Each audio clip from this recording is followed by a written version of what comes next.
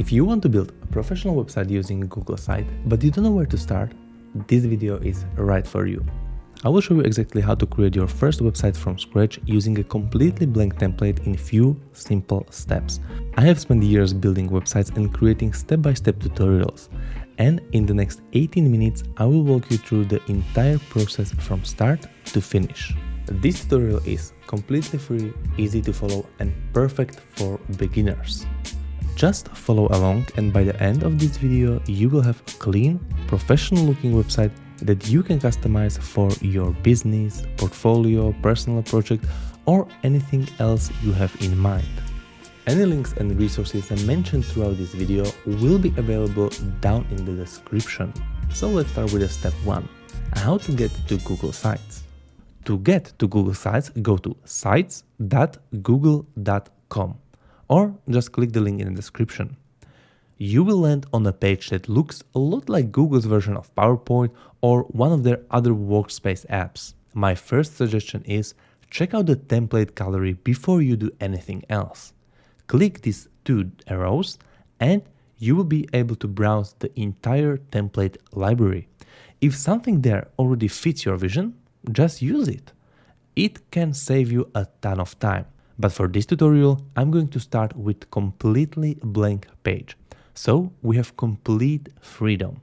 So I'm gonna click on blank in the top left. And this is the place where we're gonna go and design it. Now, this can be very overwhelming for beginners. So in the initial part, I think it's really better that I will walk you through everything and how it works. And then after we know this, we can go and start designing the actual site.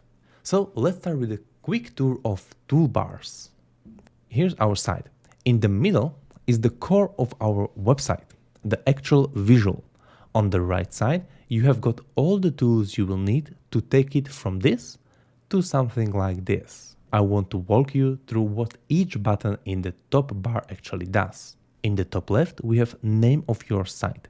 This is the name you will see in your Google Sites dashboard. So if you are managing multiple sites, it keeps everything easy to track. Undo and redo buttons, 2 of the most important buttons here. If you ever mess something up, you can just rewind it and come back in time. Super useful. Mobile view. This lets you preview how your site will look on a phone. Please do not skip this. Always double check that your site works also on mobile too. Then we have copy link.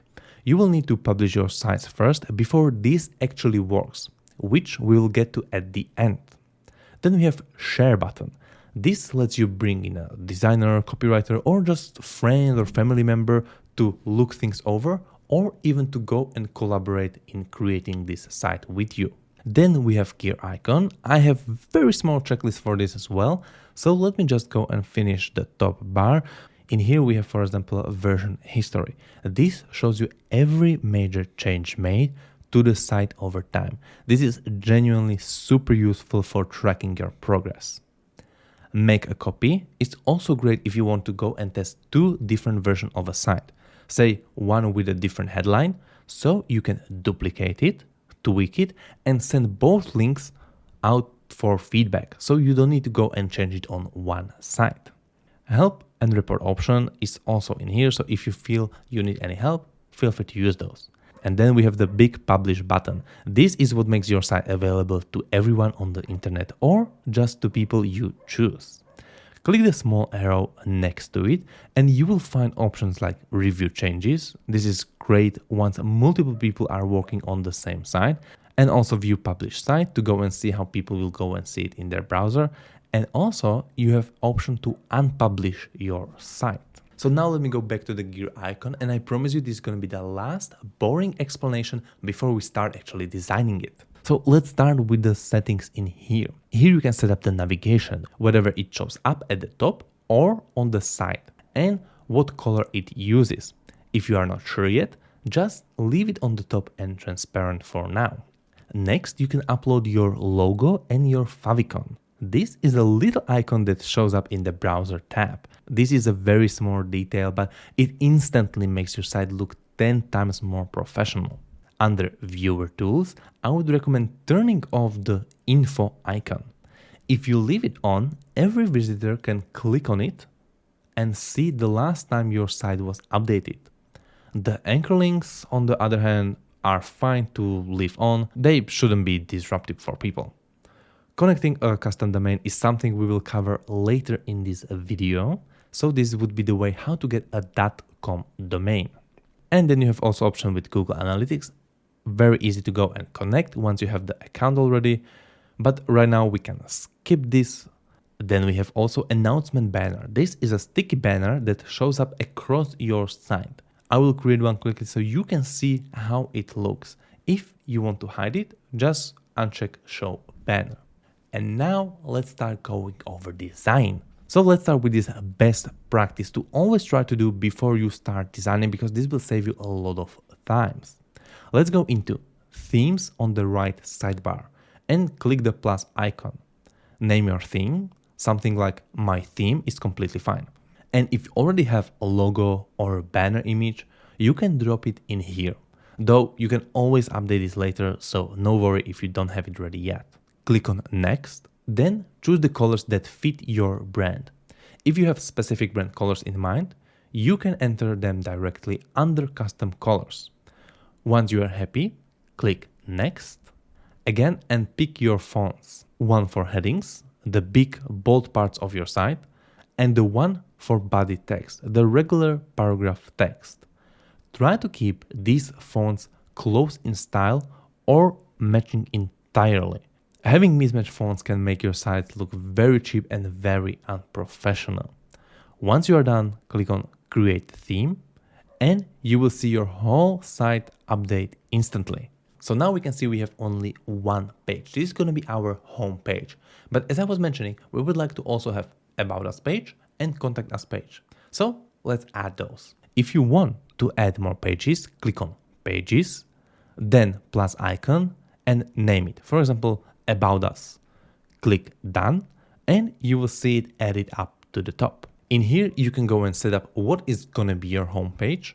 And also, if you already designed one page, for example, for service, what you can also do here is duplicate the page and change certain stuff. So if you have, for example, multiple services, you don't need to start from scratch every single time. This can save you a lot of time later on.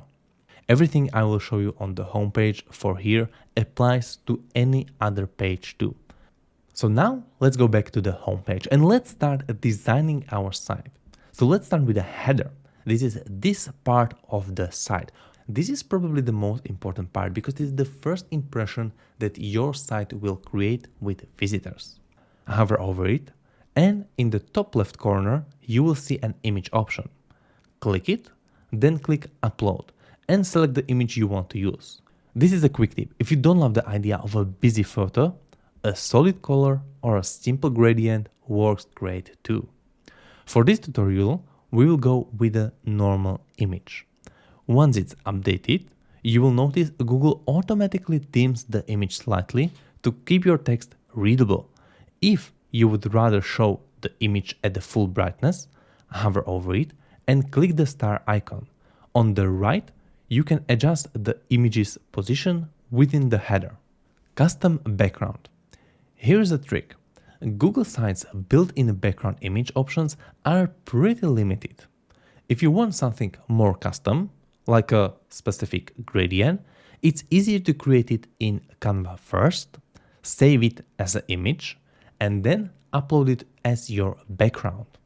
Just click the background option, click Upload Image, select your file, and you will have your own custom background.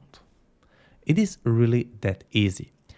To resize the header, adjust it under header type. And here's another tip. If you want more control, say showing more of the bottom of the image, add a spacer.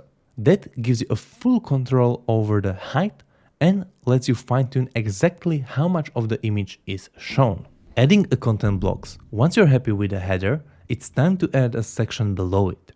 Rather than starting from a blank layout, use the pre-built content blocks. It's much faster. For this example, I want to build something like this. And the closest match is this first layout option. It's just a mirror. So all I need to do is actually flip the element, the image, to the other side. And now it matches what I had in mind. To add an image, click the plus button. From there, you can add a map, a calendar, or a YouTube video, or pull an image straight from your drive. I will upload one from my computer instead. Click Upload and select the file. If the image ends up cropped, you can expand it by dragging the blue dots. To resize it while keeping the same proportions, drag the corner blue dots and hold Shift on your keyboard to lock the aspect ratio. And we can see it worked pretty well. Adding text. Adding text is just as simple. Click into the text box and start typing. Once you have written something, a new panel pops up with all your formatting options: font, color, size, and more.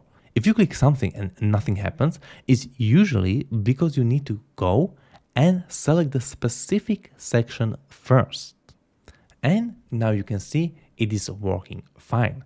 Adding buttons. Don't worry, you are not limited to whatever's built into a content block. You can add individual elements there too. To add a button, click on the button asset, then type in the label. This is the text visitors will see, and add the link underneath. You can move it anywhere you like, and if you ever need to update the text or link, just click back on it. Now let's add a map. To add a map, go to Insert section and select Map. Type in a location or paste a full address. Keep in mind the zoom level you will go and set up now in this view will be also the default view for people visiting your site. So make sure it is close to your vision. So if you are a very local business and want the street clearly visible, zoom in a bit before saving it. If not, it's fine to leave it zoomed out a little bit. Now it's just the option about going, copying those steps and changing them slightly. Now let's publish our site. Before you can preview your site, you need to publish it. Click the Publish button and you will be asked to enter a web address people will use to reach your site. This becomes your final URL. Now, just a heads up, sometimes the name you want is already taken, so you need to try something more unique. If you are not ready for people to see it yet, say you are still working on it, click Who can view my site, then Manage. From here, you can either share it with specific people or set it as a draft. By default, a published site is public, meaning anyone can visit it. If you would rather keep it private, click Remove Link. And only people you have specifically shared it with, who are signed into their correct Google account, will be able to view it. For this example, we can leave it public so everybody can see it. So I will click on Done. One more setting worth knowing: if you don't want your site to be showing on Google or Bing, you can block that too. This is especially handy, for example, if you are making a wedding website, whether you want people to still access it via link, but not have it publicly available for everyone around the world. Once it's published, click on the link icon and grab your final URL, copy it, and go ahead and test it out, even in an incognito window. Now, everything we have just seen is completely free. It's a fully functional site. The one thing that isn't ideal is the URL. It's not exactly pretty, but don't worry. For less than the price of a meal at McDonald's, you can connect a fully custom domain. So instead of the long Google site link, you get something clean like yourname.com. It's genuinely easy. All you need is a domain name. And based on my experience, Namecheap is by far the simplest option for connecting to Google site. So let's see how easy it is to buy. So let's buy a domain. So to get the domain name and see all the available discounts, you can go over to lukanos.com/Namecheap or click the link in the description. This should land you on this specific page. So just type in the domain name you want. If someone already owns it, it will show as unavailable and you will need to go and try something else. A couple of things to watch out for. Turn on your domain privacy. This keeps your personal information from being publicly visible in Domain Registrar. uncheck any other upsells. Next to domain privacy and the domain itself, even the ones that are offering free trial, you do not need them. And the third advice is look in today's prices. Domain prices tend to creep up every year, so it might be worth prepaying. The maximum length is 10 years, but I would recommend starting with 6 to 8 years. This can save you a lot of money in the long run and also protect your domain since no one else will be able to get it. Once you already hit confirm order, you will fill in all of your information and click on continue. Please make sure you will double check if your domain name is spelled out correctly. Then you will see another summary and we can go ahead and pay. And that's it. It was that simple. You have successfully bought your domain. Now let's connect it to Google site. Before doing anything, make sure your site is actually published and visible for public. This is a must-have if you want to go and connect a domain. In Google site, click on gear icon, then custom domains, then connect a domain. Type in your domain name and hit next. You will see an error in here. That's normal and it's asking us to verify that we are the rightful owner of this domain. So click on verify your ownership, select your domain and click on continue. You will see a unique code inside here. Just copy it and we will use it in Namecheap. So now let's go back to Namecheap, click on domain list, then manage. And then let's click on advanced DNS. You will see these two existing records inside here. We should delete both of those using the trash icon inside here. Once they're gone, click on add new record. And inside here, we are looking for txt record. For the host, enter the add sign and in the value field, paste the code we have copied from Google site. And just click on the green check mark to save it. And this is it. We have verified that we are the owner of this domain. So now let's go and head back to Google Sites and click on verify. If it gives you an error, just wait a few seconds and try again. It usually goes through on the second or even third try. Once verified, go back to the gear icon, then custom domains and enter your domain name once again. This time, there is no error because we have already verified that we are the owner of this domain. But you will need to add one last record in Namecheap to finish this app. So inside here, we just copy this value Google gives us, and we can go back to Namecheap and click on add new record. And this time we are choosing a CNAME record. For the host, enter www and paste the value that we have copied from the Google and hit the green check mark. And this is it. This is your domain name now connected. It can take a few minutes to even in some cases hours to fully propagate, but now everything should work fine. So you can go and grab your link and now we can see it's showing us our own unique link. It's not the generic one, it's our unique link. And if we go to incognito mode, we can see it is actually working. And this is the whole tutorial. It was really this easy. So thank you for watching and goodbye.